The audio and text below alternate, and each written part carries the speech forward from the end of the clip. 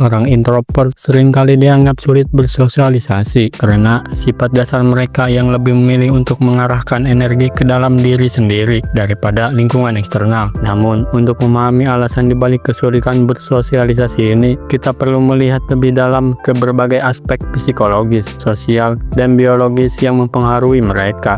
Di video kali ini, kita akan membahas bagaimana seorang introvert melihat dunia.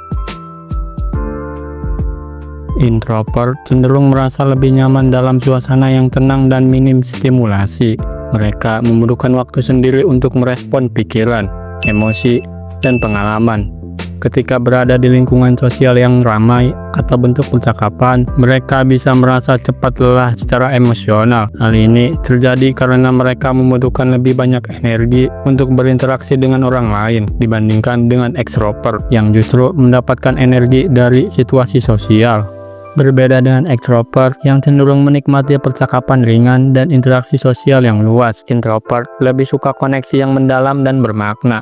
Mereka seringkali merasa bahwa percakapan yang dangkal atau basa-basi tidak memberi kepuasan emosional. Ketika mereka tidak menemukan hubungan yang mendalam, mereka mungkin merasa sulit untuk melibatkan diri sepenuhnya dalam lingkungan sosial. Introvert seringkali lebih introspektif, yang membuat mereka rentan terhadap overthinking. Sebelum menghadiri acara sosial, mereka mungkin sudah memikirkan kemungkinan skenario negatif, seperti takut membuat kesalahan atau mengatakan sesuatu yang salah. Secara biologis, otak introvert lebih sensitif terhadap rangsangan dari luar. Interaksi sosial, terutama yang melibatkan banyak orang, bisa menjadi terlalu intens dan melelahkan bagi mereka. Akibatnya, mereka mungkin lebih memilih untuk menghindari situasi yang memerlukan banyak interaksi demi menjaga keseimbangan energi mereka. Introvert cenderung lebih berpikir sebelum berbicara, yang seringkali membuat mereka tampak ragu-ragu atau kurang spontan dalam percakapan. Mereka mungkin membutuhkan waktu lebih lama untuk merumuskan jawaban atau merespon.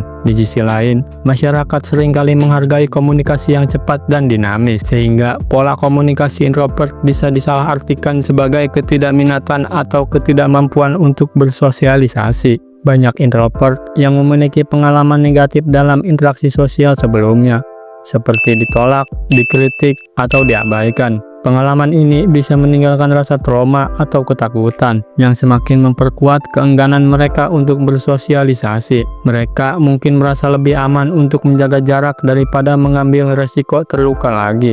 Dalam banyak budaya, termasuk di Indonesia, ekstroversi seringkali dianggap sebagai standar kesuksesan sosial. Orang yang pandai berbicara di depan umum, supel, dan ramah biasanya lebih dihargai. Hal ini membuat introvert merasa tidak sesuai dengan ekspektasi sosial. Ketidaksesuaian ini bisa menyebabkan rasa rendah diri yang pada akhirnya menghambat kemampuan mereka untuk bersosialisasi. Orang-orang di sekitar seringkali salah paham dengan sifat introvert, menganggap mereka sombong, antisosial, atau tidak peduli. Padahal, introvert hanya memiliki cara berbeda dalam mengekspresikan diri. Kesalahpahaman ini bisa menciptakan jarak antara introvert dan lingkungannya, sehingga mereka semakin sulit untuk membuka diri.